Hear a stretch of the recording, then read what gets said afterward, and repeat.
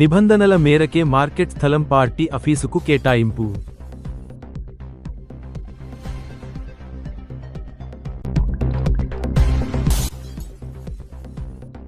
మహానందిలో శాకపత్ర అలంకరణలో శ్రీ కామేశ్వరి అమ్మవారు.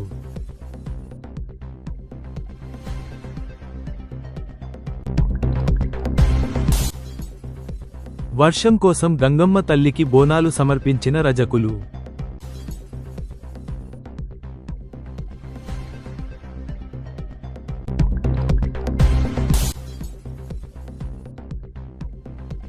నంద్యాలలో కొనసాగుతున్న డాక్యుమెంట్ రైటర్ల సమ్మె.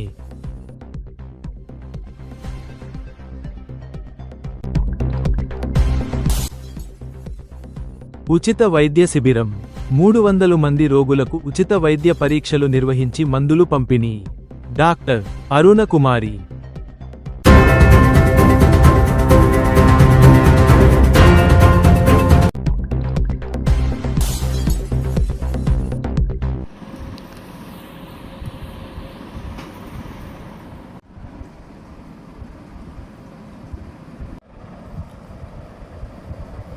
అందరికీ నమస్కారం అండి. నా పేరు ఉండిపల్లి హరిబాబు, నంద్యాల మార్కెట్ యార్డ్ చైర్మన్ని. ఈరోజు మార్కెట్ యార్డ్ దగ్గర అనుమతి లేకుండా కొన్ని సంఘాల వాళ్ళు ధర్నా చేయడం జరిగింది. 2 ఎకరాలు మార్కెట్ యార్డ్ స్థలాన్ని ప్రభుత్వము పార్టీ ఆఫీస్కి ఇచ్చారనే అభియోగం మీద వారు ధర్నా చేయడం జరిగింది. వారు ధర్నా చేయడం కరెక్ట్ కాదని నేను మీ ద్వారా తెలియజేసుకుంటున్నాను. ఎందుకంటే ఇప్పుడు ధర్నాలో పాల్గొని ప్రసంగించిన మాజీ ఎమ్మెల్యే గారు గతంలో ఎంతో ఉమ్మడి రాష్ట్రంలో ఎంతో పేరెన్నిక కన్నా ఆర్ఏఆర్ఎస్ ఆఫీసుల్ని తాత్కాలిక కలెక్టరేట్గా మార్చి ఆ రోజు వాటిని నిర్వీర్యం చేయడం జరిగింది. వాటి వల్ల రైతులకి ఎంతో ఉపయోగపడేది. దానివల్ల రైతులు ఎన్నో కొత్త వంగడాలని శాస్త్రజ్ఞులు సృష్టించేవాళ్ళు. దానివల్ల రైతులకు ఎంతో మేలు జరిగేది. కానీ అటువంటి దాంట్లోనే కలెక్టర్ ఆఫీస్ పెట్టి వైసీపీ గవర్నమెంట్లోనే రైతులకి ఇబ్బందులు కలగజేయడం జరిగింది. కానీ ఇప్పుడు ఏదో ముసలి కన్నీళ్ళు కారుస్తూ నూనెపల్లి మార్కెట్ యార్డు 2 ఎకరాలు ఎట్లా ఇస్తారని వారు విమర్శించడం జరిగింది. కానీ మాది 18 ఎకరాలు, ఒక 8 ఎకరాలు, 26 ఎకరాలు గల మార్కెట్ యార్డు. దాంట్లో కేవలం మేము 2 ఎకరాలు మాత్రమే ఎవరికి ఉపయోగపడిన స్థలాన్ని మాత్రమే పార్టీ ఆఫీస్కి కలెక్టర్ గారి ఆదేశాల మేరకు మేము తీర్మానం చేసి పంపించడం జరిగింది. ఇప్పుడు పార్టీ ఆఫీసులు అనేది గతం నుంచి జీవో ఎప్పటి నుంచో ఉంది. అందరూ పార్టీ ఆఫీసులు కట్టుకుంటున్నారు. కాంగ్రెస్ పార్టీ నుంచి, బీజేపీ పార్టీ నుంచి ప్రతి ఒక్క పార్టీ వాళ్ళు పార్టీ ఆఫీసులకి స్థలాలు రేషియో ప్రకారం కేటాయించడం జరుగుతుంది. దాన్ని బేస్ చేసుకొని మేము తీర్మానం చేయడం జరిగింది. అంతేగాని రైతులకేమీ దానివల్ల ఉపయోగపడడం లేదు. అది ఖాళీ స్థలం కాబట్టి మేము దాన్ని పార్టీ ఆఫీస్గా కేటాయించడానికి తీర్మానం చేసి పంపించడం జరిగింది.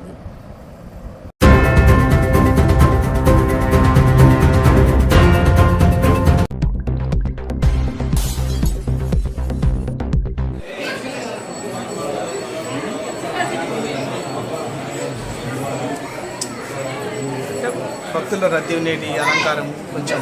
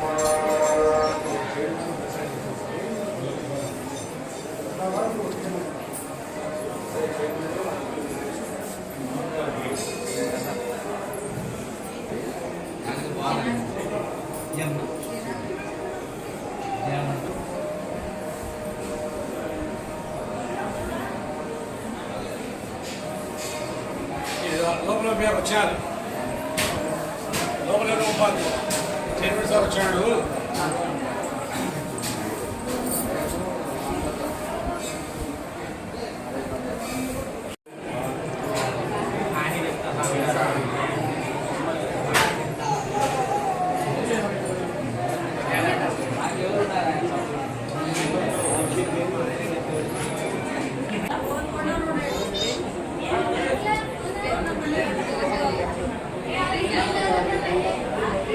లేదా ఇప్పుడు మీకు ఇచ్చారంట.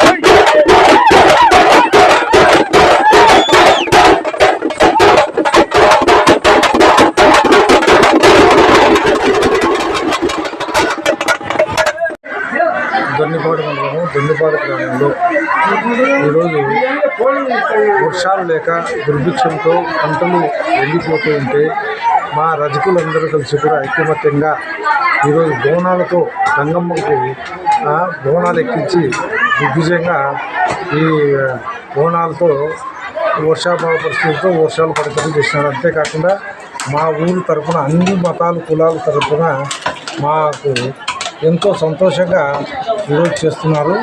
కాబట్టి ఈ గంగమ్మ మాకు అన్ని విధాలా ఆదుకుంటామని మేము మా రజకులు అందరం కూడా ఆశిస్తున్నాము. మా సంఘం తరఫున ఎన్ని కుటుంబాలు?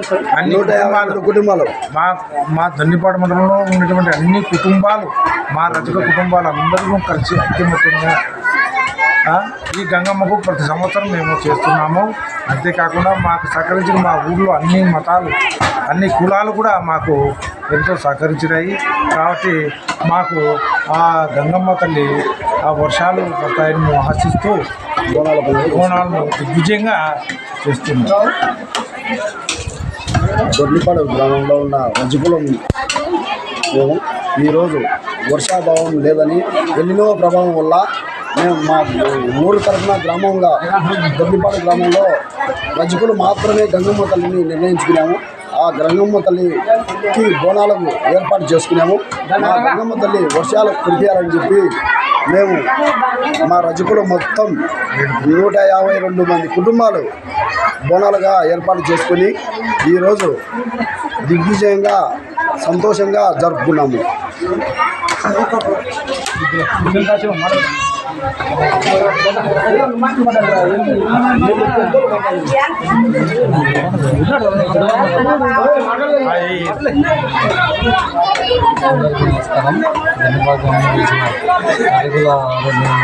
బాగుంది.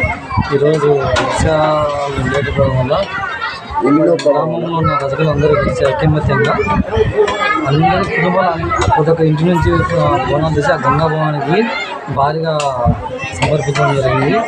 ఆ తల్లి దీవెనలు మాకు ఉన్నాయని తెలియజేయడానికి ఈరోజు మేము బాగా ఇక్కడ అమ్మవారి దగ్గరికి రాగానే వర్షపు జల్లుల ద్వారా ఆ తల్లి మాకు ఆశీర్వాదం కల్పించినది. అందుకు నిదర్శనం వర్షం పడడం వల్లనే ఇక్కడ ఉన్నది. ఈ సహకరించిన మొత్తం దినబాగ్ గ్రామ ప్రజలందరికీ ధన్యవాదాలు.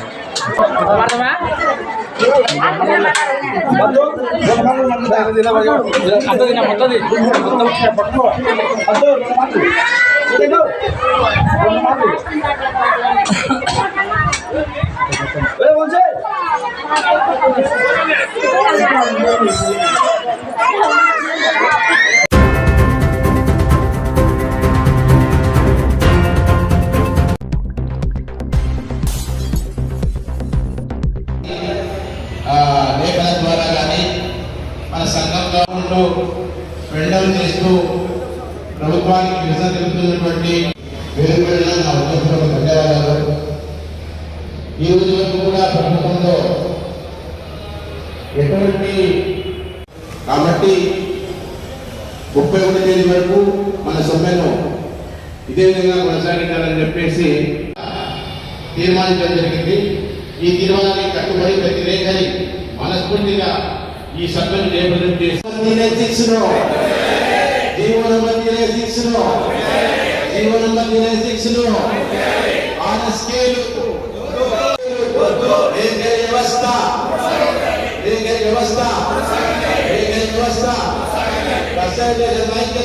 ఐజీ గారు సబ్ రిజిస్టర్ ఆఫీసులకు వాళ్ళకు వార్నింగ్ ఇచ్చారు.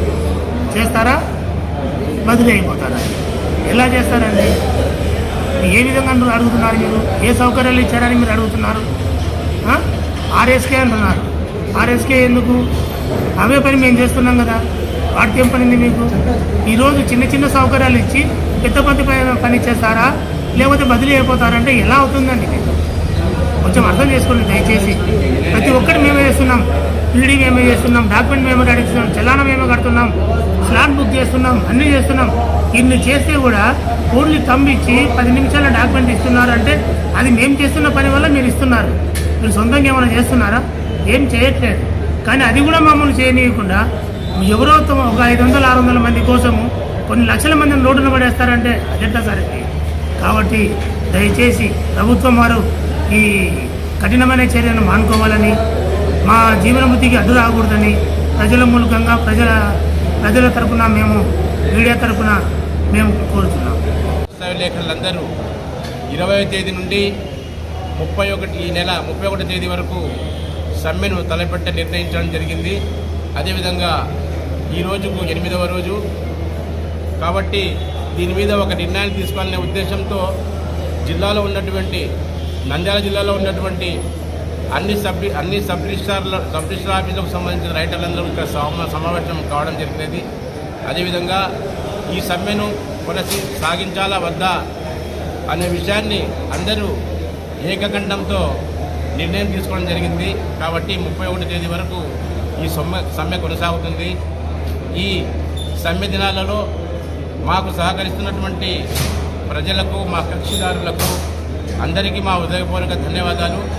అదేవిధంగా ప్రభుత్వం మా గురించి ఒక మంచి నిర్ణయం తీసుకొని మా వృత్తికి రక్షణ కల్పించాలని చెప్పేసి మేము పత్రికాపూర్వకంగా మరియు మీడియాపూర్వకంగా ప్రభుత్వానికి విన్నవించుకుంటున్నాము. అదేవిధంగా ప్రభుత్వాలు ప్రైవేటీకరణ ఎందుకు తలపెట్టారో ప్రభుత్వానికే తెలియాలి. ఇప్పుడున్నటువంటి రిజిస్ట్రేషన్ వ్యవస్థలో లేఖరి ఒక ప్రధాన పాత్ర పోషిస్తూ ఉన్నాడు. ఇంకొక విషయం ఏంటంటే సబ్ రిజిస్టర్ ఆఫీసుల్లో ఉద్యోగస్తులు చేయవలసిన పనిలో 90% పని పూర్తి చేస్తున్నటువంటి లేఖరిని అన్యాయం చేయడం అనేది ఇది చాలా తప్పని చెప్పేసి మేము ప్రభుత్వాన్ని విన్నవించుకుంటున్నాము. ఎన్నో ఏళ్ల తరబడి ఈ వ్యవస్థను నమ్ముకుని ఉండి ఎన్ని రకాల అవరోధాలు ఎదురైనా సాంకేతికంగా ఎటువంటి సమస్యలు వచ్చినా కూడా ఈరోజు గతంలో 1.0 అన్నారు, 2.0 అన్నారు, రకరకాలుగా సాంకేతికంగా కూడా ఎదుగుతూ మేము ప్రభుత్వానికి సహాయకారులుగానే ఉన్నాము. అటువంటి మమ్మల్ని పక్కకు పెట్టి మా స్థానంలో ప్రైవేటు వ్యక్తులకు ఎవరికో పట్టం కట్టాలని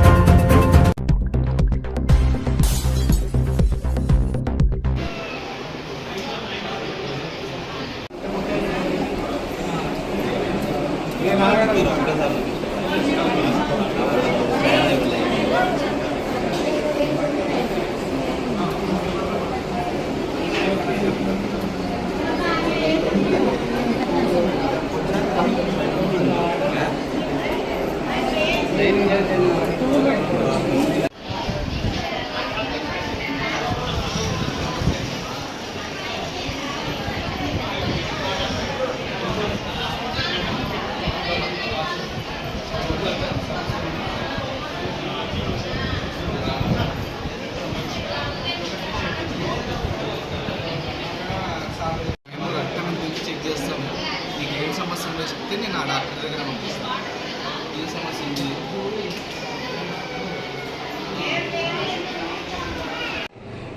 నిన్న 25 జూలైని మనము వరల్డ్ IVF డే మరియు వరల్డ్ ఎంబ్రియాలజీ డే కింద జరుపుకుంటున్నాము. నేను ఫర్టిలిటీ స్పెషలిస్ట్ని కాబట్టి నాకు ఇది చాలా ప్రత్యేక దినము. ఆ సందర్భంగా మేము ఈరోజు 26 జూలైన ఆదివారం నాడు రుద్రవరం గ్రామంలో ఫ్రీ మెడికల్ క్యాంప్ అనేది కండక్ట్ చేశాము.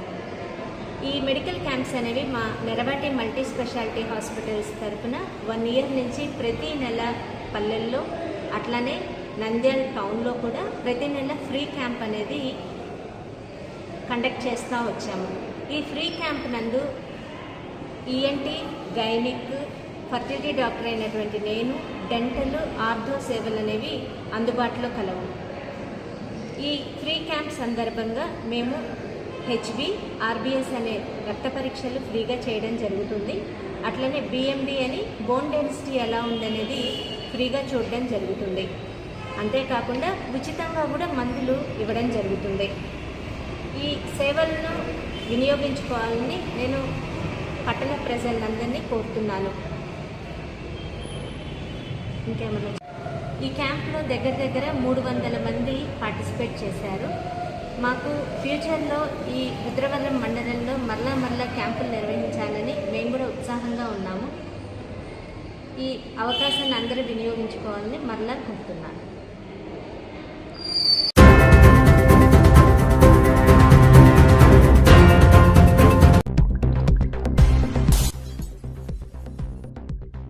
నిబంధనల మేరకే మార్కెట్ స్థలం పార్టీ ఆఫీసుకు కేటాయింపు.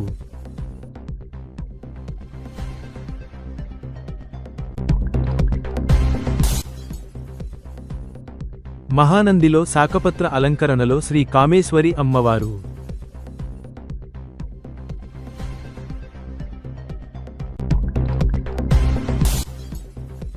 వర్షం కోసం గంగమ్మ తల్లికి బోనాలు సమర్పించిన రజకులు.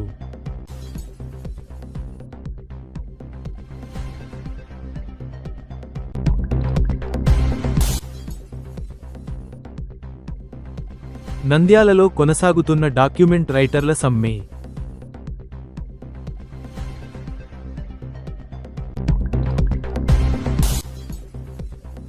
ఉచిత వైద్య శిబిరం. 300 మంది రోగులకు ఉచిత వైద్య పరీక్షలు నిర్వహించి మందులు పంపిణీ. డాక్టర్ అరుణ కుమారి.